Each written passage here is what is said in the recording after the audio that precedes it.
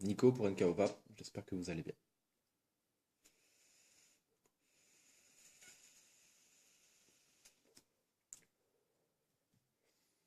Donc aujourd'hui nous allons voir le Mutation XV2, qui est un petit dripper consacré, enfin on va dire vraiment conçu pour le power vaping.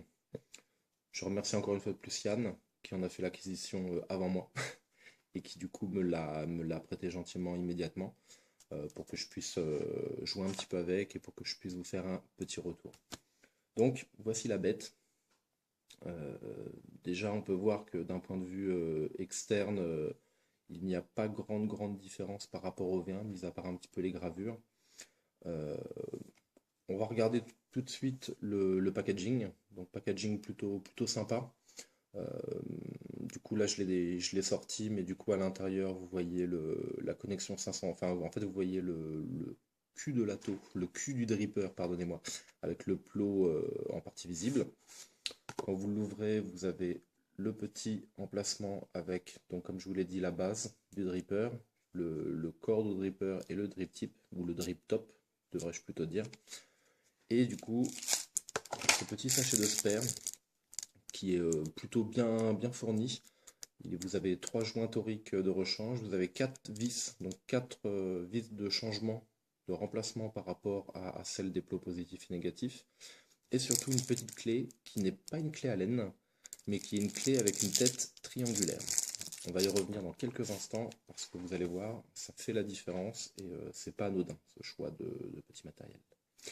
On va regarder tout de suite comment ça va. Alors, j'ai pas pris mon die exprès Power Vaping en 100% VG parce que du coup Yann a une petite intolérance au, au Radaster, et comme du coup moi mon die Power Vaping c'est du Radaster, du coup je lui fais cette économie là. Du coup, je vais faire ça tout simplement avec du Colonel Custard, donc 80-20. Donc c'est vraiment pas le liquide qu'il faut pour faire du power vaping. Ça veut dire uniquement 20% de VG. Alors qu'en power vaping, on contribue, on cherche vraiment le 100% VG absolument.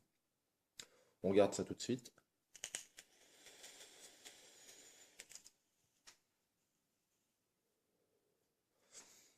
Effectivement, le résultat n'est pas là parce que je suis en 80-20. Il faut être honnête. Euh, je suis certain que je passe en 100% VG, on sentira tout de suite la différence, sachant que, bon, pour faire simple, j'ai fait un double coil 4 spires en 0,4. Donc du coup j'ai un total de 0,3 ohms. Donc avec le liquide adéquat, et puis je pense une batterie pleinement chargée, on sentirait la diff. Là du coup je vais pas le faire volontairement, mais bon c'est pas très grave, je peux vous dire que il envoie quand même sévèrement.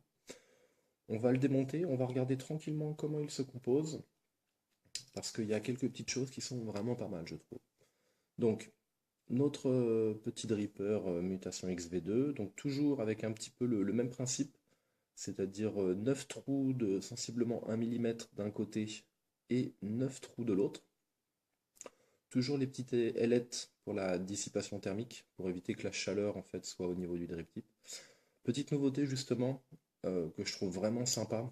euh, J'en ai pas parlé, mais le prix, c'est un dripper Power Vaping original qu'on touche entre, on va dire, aller entre 28 euros sur le net et 38-39 euros en boutique physique. Donc c'est vraiment pas excessif.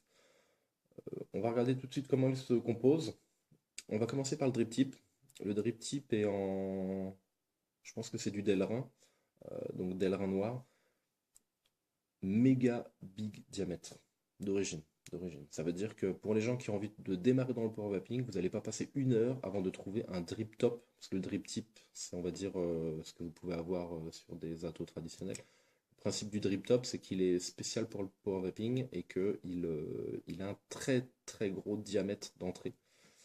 On va comparer tout de suite avec un drip tip traditionnel. La différence, elle est énorme, quoi. On parle de 7-8 fois plus large en termes d'ouverture, ce qui fait que la vapeur vient immédiatement, il n'y a pas de goulot de rétrécissement, etc. Euh, du coup, très gros diamètre. J'ai pas fait la recherche du matériau, mais je pense que c'est du Delrin. C'est pas du. Je pense pas que ce soit du Téflon. Mais bon, il fait très très bien son office et ça fait partie du matériel qui est un prérequis pour le power vaping. Du coup, ensuite, on voit l'intérieur de notre dripper que vous pouvez démonter comme cela. Donc, la partie à ailette se défait. Vous pouvez voir que par rapport au V1, la découpe pour le, on va dire le cache airflow, parce que du coup, vous voyez, en fonction de comment on le positionne, on peut obstruer ou on peut totalement ouvrir nos trous d'aération. Et du coup, le fait que la découpe du matériel soit... Là, vous voyez, par exemple, c'est complètement fermé. Et là, nous sommes complètement ouverts. Donc, voilà. C'est vraiment bon. Du coup, nos réglages coupent 3 trous de part et d'autre du dripper. Donc, c'est plutôt pas mal. Moi, j'aime bien. Je trouve ça plutôt bien. Maintenant, au niveau des joints, on est clairement nickel. On est sur du produit original. C'est pas trop lâche. C'est pas trop serré. C'est vraiment très bien. Ensuite, nous avons le corps en fait du dripper que nous allons retirer comme cela. Comme je vous l'ai dit tout à l'heure, les 2 séries de 9 trous. Et ensuite, vous avez votre base plutôt traditionnelle. Petite chose à signaler, les 2 joints toriques ici contribuent vraiment très bien à leur office. C'est bien serré, une fois qu'il est en place, il faut limite le monter sur un mode pour pouvoir le démonter. Ça marche vraiment très très bien. La cuve, là du coup vous ne le voyez pas parce qu'il y a du coton, la cuve a une profondeur qui est plutôt correcte. On doit être sur 4-5 mm de profondeur, donc ce qui est vraiment pas mal. C'est vraiment bien. Je trouve ça vraiment bien pour un atout, pour un dripper à ce prix-là, orienté power vaping. En termes de prix, c'est de l'entrée de gamme sur de l'original et il n'est pas en reste du tout au niveau performance. Alors, je pense que vous allez voir, mais du coup, les têtes de vis sont triangulaires. Ce ne sont pas des croix, ce ne sont pas des carrés, ce sont des triangles. Et là, du coup, vous comprendrez immédiatement l'intérêt de cette petite clé qu'il ne faut surtout pas perdre. Sinon, vous allez vous retrouver à devoir le monter, le démonter avec un tournevis plat du diamètre pile poil qu'il faut. Là, en l'occurrence, les têtes triangulaires, je pense que c'est pour éviter de justement louper, à force de monter, démonter, on va dire, user un petit peu la tête de la vis avec des têtes triangulaires. C'est un peu déroutant au niveau du montage et du démontage, mais au bout de quelques secondes, on s'y fait bien. Et je pense que la durée de vie des vis sera nettement supérieure. Donc, on va remonter ça tranquillement sur notre mode. Donc ici, un mode méca traditionnel. Petite particularité, au fur et à mesure de mes montages-démontages, je me suis rendu compte que, et c'est plutôt pas mal, il y a un sens en fait pour la bague. Si jamais vous la montez à l'envers, en fait vous ne pouvez pas, ça bloque. Donc il y a vraiment un sens pour le mettre. Donc je mets bien mes trous en face de mes coils. Je mets ma petite bague comme il faut pour qu'un maximum de mes trous soient ouverts. Au préalable, je vais quand même un tout petit peu recharger parce que je peux vous dire qu'en 0,3 ohm, ça chauffe pas mal.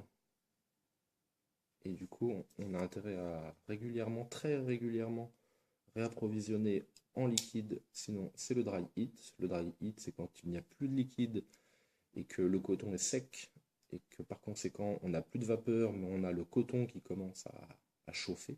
Il n'y a rien d'agréable là-dedans, je peux vous le dire. On regarde ça.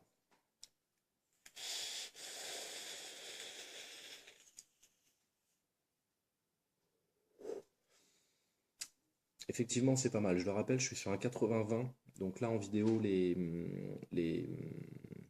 performances du dripper sont complètement entravées mais volontairement pour ma part, comme je l'ai expliqué au préalable. Mais je peux vous dire que ça envoie bien. Le gros diamètre du drip top est clairement super. Je n'avais pas eu n'en avais pas eu dans mes mains d'aussi gros. Et du coup, il est clair que je pense que ça fait la différence sur un dripper orienté pour vaping, le fait de vaper avec un drip top, avec un drip tip, on va dire traditionnel, et avec un drip top exprès pour vaping, je pense que ça fait partie des petits accessoires qui révolutionnent un petit peu la vape.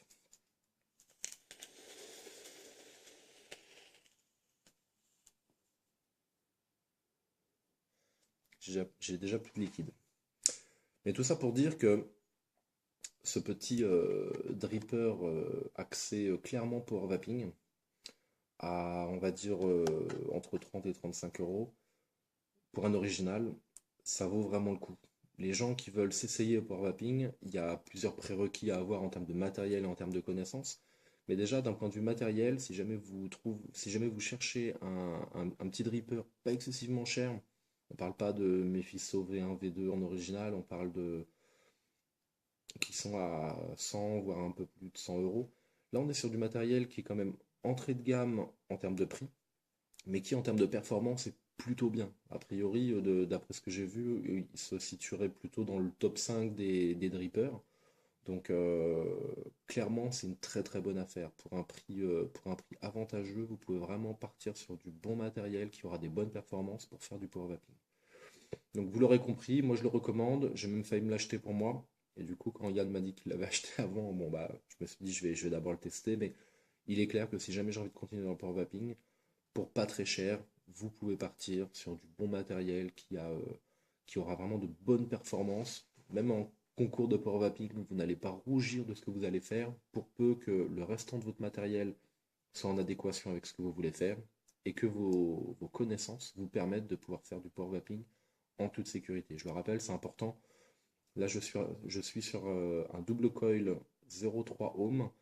Euh, c'est pas extrêmement bas, mais on commence à prendre de légers risques. Et du coup, faut pas faire ça avec n'importe quel matériel. Faut pas faire ça avec n'importe quel accu. Là, je suis sur une VTC 4 euh, qui est vraiment orientée pour ça. Donc, effectivement, très bon matériel, entrée de gamme que tout le monde pourrait s'acheter. Maintenant, je vous mets en garde encore une dernière fois. Soyez vigilants si jamais vous voulez partir dans le power vaping. Vous pouvez voir sur le net que les gens ils font la course pour descendre au niveau des coils. Donc au début, on était à 0,5, 0,4, 0,3. Maintenant, il y a même des gens qui descendent à 0,1, 0,00001. Bon, bref, soyez vigilants, quoi. Faut pas partir avec une batterie lambda, un mode lambda, et puis vouloir direct attaquer le 0,01 ohm, quoi. Renseignez-vous bien, posez des questions sur les forums, je le rappelle, Facebook est quand même ultra accessible au monde des vapeurs.